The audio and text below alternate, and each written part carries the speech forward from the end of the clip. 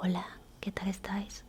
Hoy os voy a traer una pequeña lectura en soft spoken, ya que últimamente tengo más variedad de vídeos susurrando.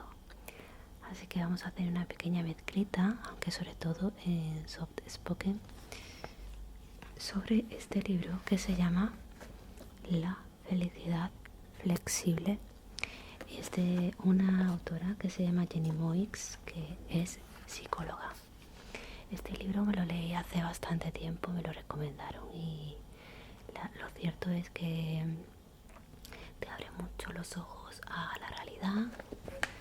Te das cuenta de que parte de nuestra infelicidad es lo inflexible que somos a veces, porque nos aferramos a nuestras propias creencias y eso hace que creamos a nuestro alrededor una zona de confort que nos permite estar cómodos y tener una falsa seguridad.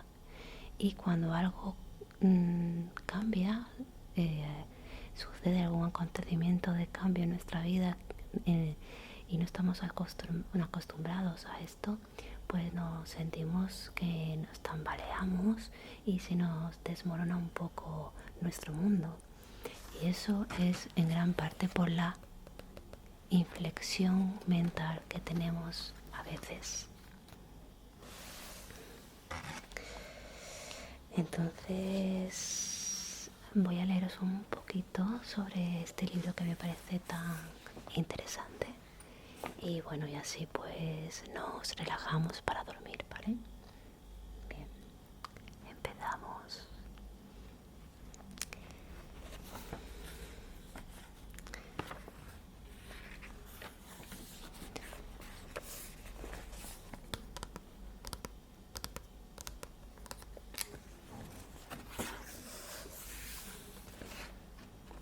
La píldora de la flexibilidad.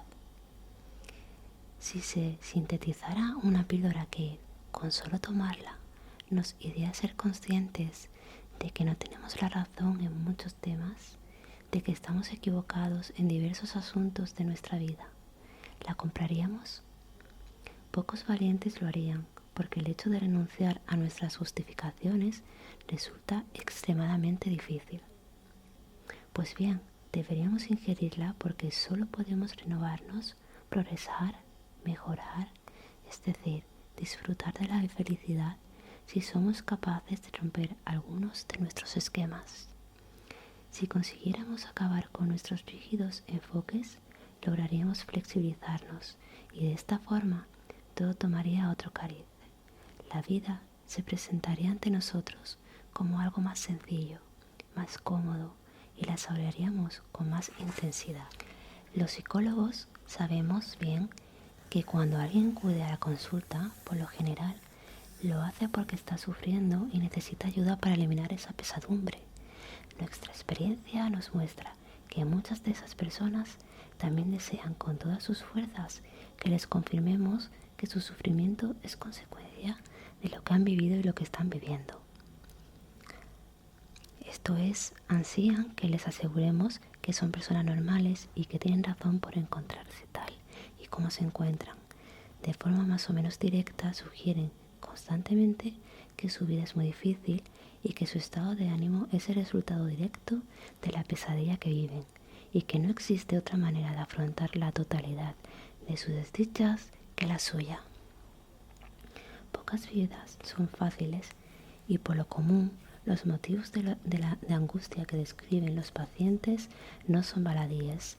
Podemos entender con facilidad que se encuentren abatidos y con una enorme angustia, así que los comprendemos, pero resulta paradójico cómo a veces el alivio de la compresión se puede convertir en una carga.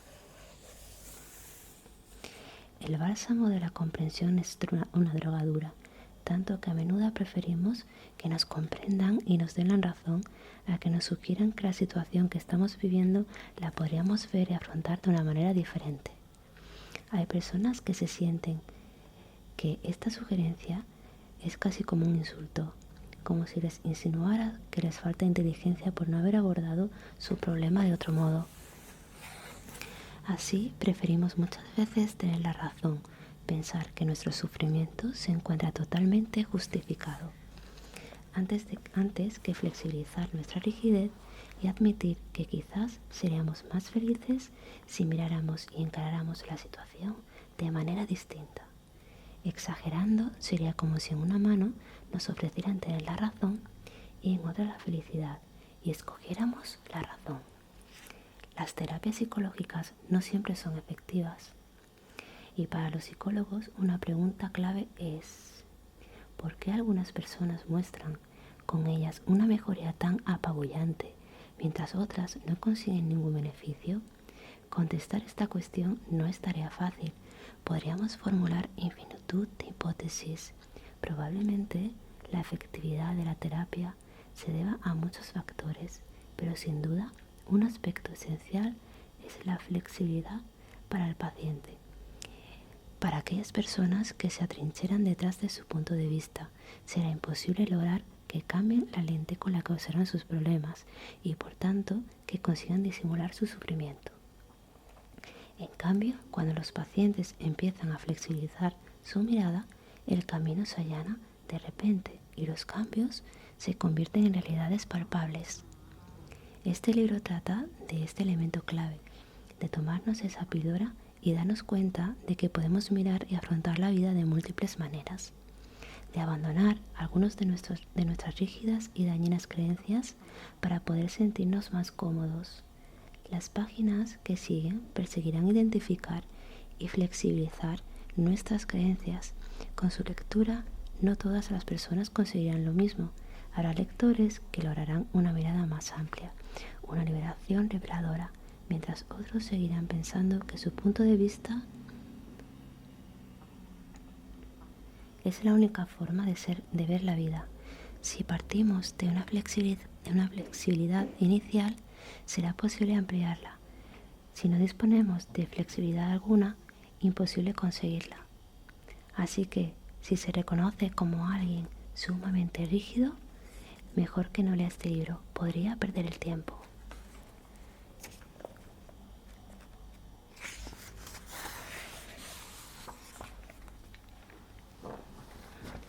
¿Por qué somos tan poco flexibles? Reconozcamos, en primer lugar, que somos poco flexibles. Cuesta asumirlo porque es fácil ver la rigidez en los otros, pero no en nosotros mismos. Vamos a intentarlo. Si analizamos los siguientes títulos que parten de ejemplos de la realidad, cómo convencer a los demás, cómo conseguir que los que nos rodean actúen como queremos, la idea es que se basan este tipo de publicaciones es que tenemos que hacer entrar a los demás en nuestras propias razones. ¿Existe algún libro titulado algo parecido como ¿Cómo dejarse convencer por los otros? Es difícil encontrar un tratado de este estilo. Parece que queremos convencer, pero que no nos convenzca, porque tenemos claro que nosotros vemos las cosas como son y los demás están equivocados. Qué absurdo, ¿verdad? Lo cierto es que todos distorsionamos la información. Es curioso porque cuando explico estas distorsiones a mis alumnos de psicología o a mis pacientes, lo habitual es que lancen comentarios del tipo: esta distorsión de ver las cosas en blanco y negro la hace mi tío, o este tipo de pensamiento catastrofista lo tiene mi abuela. La mayoría se percata de cómo los demás distorsionan la información, pero no de la manera en cómo ellos mismos la deforman. La mujer que se construyó su propia cárcel. En una ocasión vino a verme al despacho la madre de una de mis alumnas. Quería consultarme si debía acudir a un psicólogo. Su problema era que estaba realmente preocupada porque se daba cuenta de que a su edad, tenía unos 50 años, no podía seguir llevando la vida que llevaba. Y entonces pasó a contármela. No sabía que iba a escuchar uno de los casos de inflexibilidad más rígidos y más extremos que era conocido hasta el momento. Aquella mujer vivía en un pueblo costero e iba a nadar al mar 3 veces al día, por la mañana, al mediodía y por la tarde, tanto entre semana como los fines de semana. ya fuera verano o invierno. Llevaba haciéndolo muchos años. Todos sus vecinos la conocían por este extraño ritual. Incluso la televisión había acudido al pueblo para entrevistarla. Sus días se parecían mucho entre sí, no solo por este ritual reiterativo, sino porque el resto de las horas de su jornada las llenaba con actividades que repetía a diario. Es más, comía los mismos platos cada día, vivía sola, hacía años que se había divorciado. No es de extrañar, porque es muy difícil que una persona tan rígida pueda tolerar a los demás, o a la inversa. La convivencia con alguien así debía ser muy difícil en un extremo muy fuerte. Obtenía sustento económico como profesora particular. Las rígidas rutinas que componían su forma de vida le impedían poder tener un horario de trabajo convencional. El motivo principal de su preocupación era que se estaba dando cuenta de que a medida que cumplía años, cada vez le costaba más bañarse en el mar, especialmente en invierno, y además tenía miedo de resfriarse. Esto era lo que ella esgrimía para justificar su estado de ansiedad, pero estaba claro que debía de haber otras muchas razones de fondo que ni ella misma podía ver. Cuando le pregunté por qué lo hacía, me contestó que necesitaba nadar porque el mar la purificaba a nivel anímico. Si no nadaba en agua salada, se sentía profundamente mal, como sucia. Aquí nos hallamos ante una creencia patológica que afecta toda su vida. Cuanto más identificada se sintió con mis palabras fue al decirle que se había construido su propia cárcel y ahora no sabía cómo salir. Los barrotes de la prisión son siempre rígidos. Si fueran elásticos, permitirían la liberación. Lo mismo pasa con nuestros barrotes mentales. Si queremos ser libres, tenemos que flexibilizarnos. Lo que le sucedía a esta mujer podemos calificarlo como patológico. De hecho, se trata de un trastorno que se denomina obsesivo-compulsivo. Sin embargo, las personas normales no estamos tan alejados de lo que le pasaba a ella. También tenemos creencias que nos encarcelan. El lastre de las creencias. El caso de una antigua vecina mía, no tan extremo como el anterior, es un claro ejemplo de cómo las creencias nos pueden hipotecar la vida.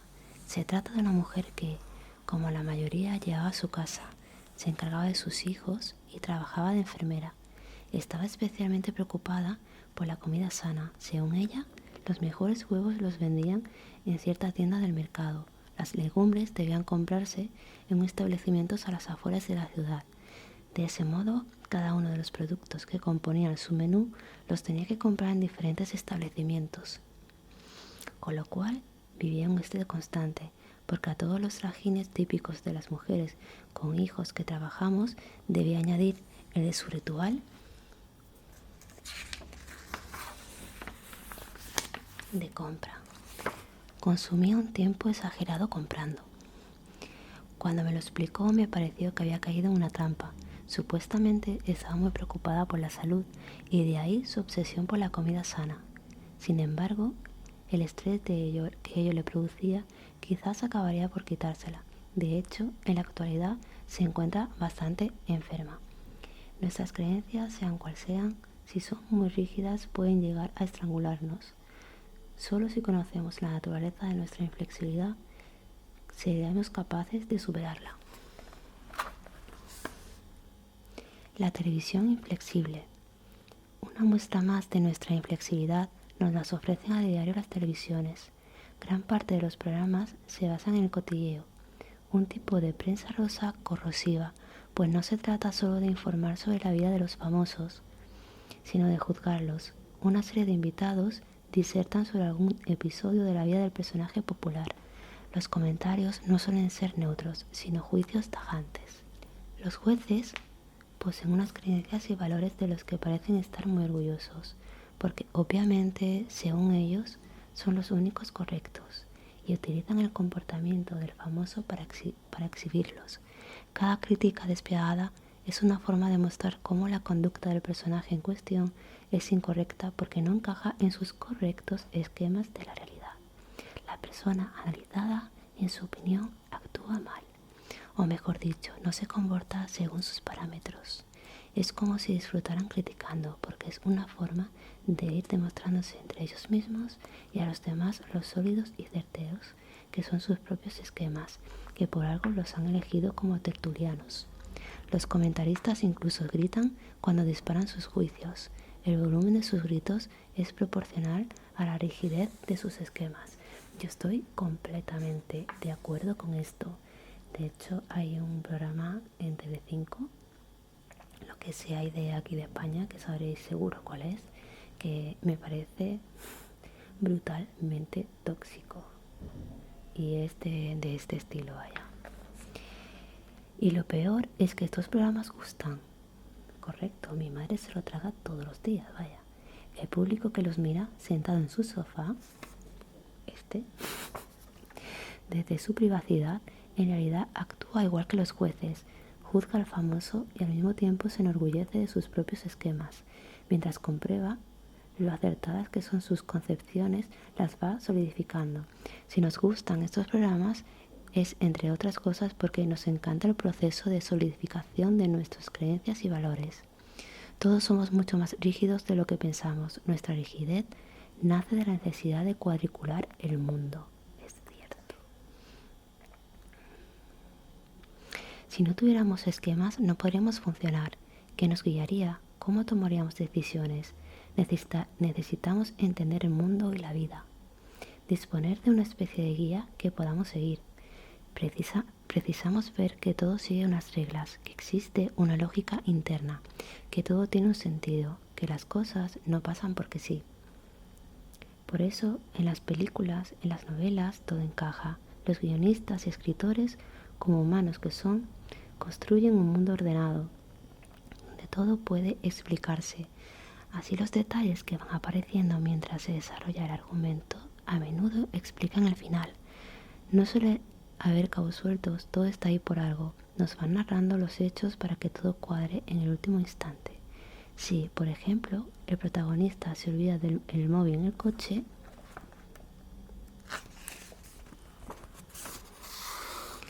eso no sucede porque sí. En una película no se incluye información irrelevante.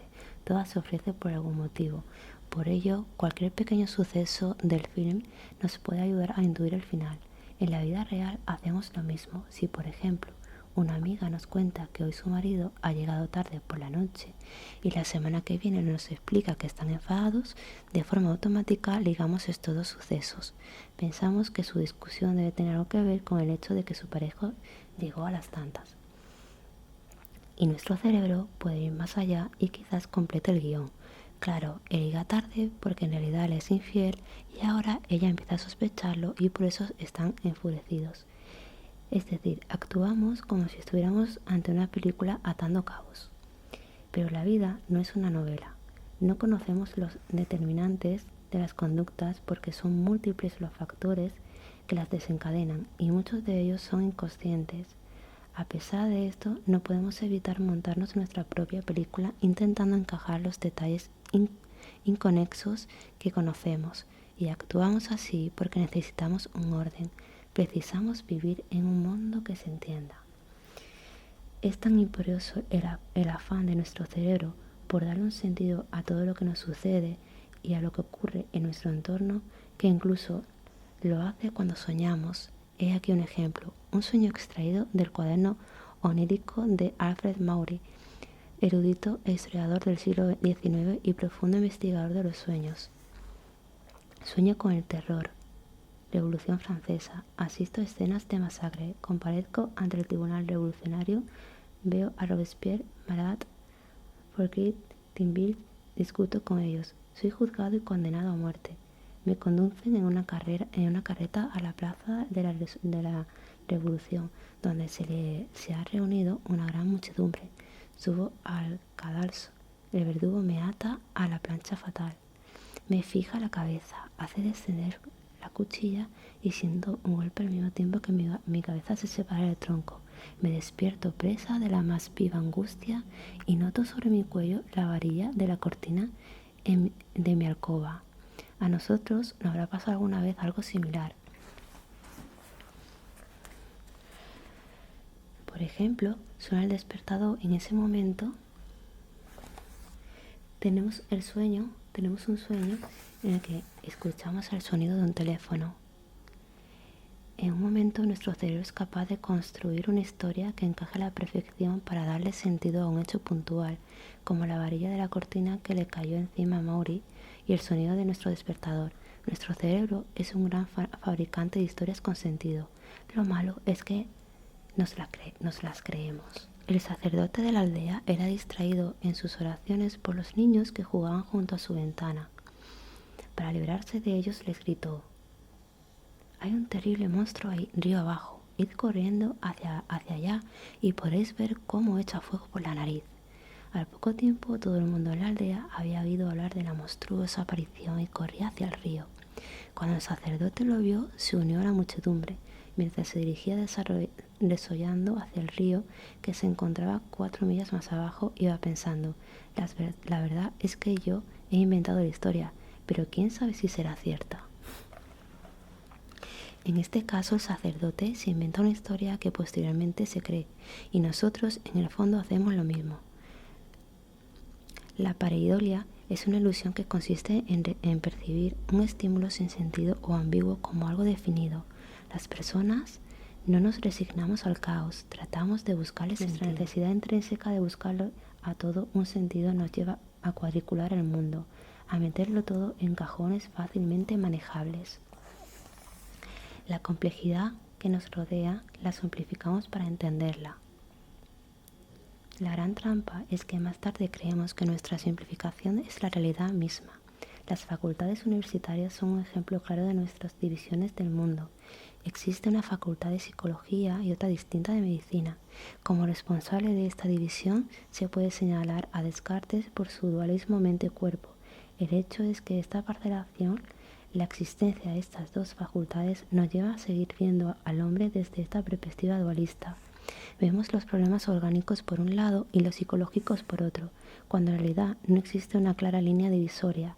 La naturaleza no tiene culpa de cómo hemos creado nosotros las facultades. Todo está entrelazado. Albert Einstein, con su amplitud de miras, descubrió que fenómenos que se investigaban por separado en realidad estaban ligados. Es una sensación magnífica comprobar la unidad de un conjunto de fenómenos que en la observación directa parecen cosas separadas. Fueron sus inteligentes palabras. Bueno, chicos,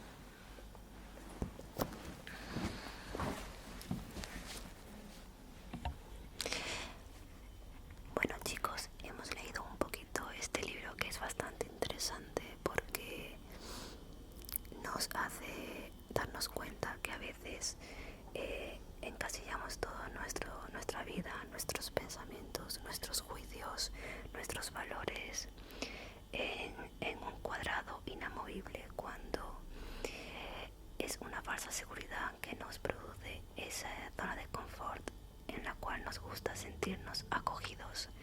Pero es mucho más sano para nuestra mente abrir esa perspectiva de mira, flexibilizar todo nuestro mundo para así comprendernos mejor, comprender mejor a los demás también, y sobre todo para conseguir una felicidad mayor, porque cuando las cosas no suceden como queremos, entonces nos frustramos, y cuando nos frustramos no somos felices. Así que es un libro que yo recomiendo leer tranquilamente. Es un montón de capítulos que nos hacen abrir los ojos a una realidad que verdaderamente existe, pero que muchas veces no queremos ver. No sé si me explico. Bueno, pues ya está. Es un poco de reflexión interna y personal, nada más. Nos vemos próximamente en otro vídeo relajante. Espero que el soft spoken os haya gustado, porque no lo estoy usando mucho últimamente, y que estéis descansando y durmiendo, sobre todo descansando y sintiéndoos muy bien, ¿vale? Os mando un fuerte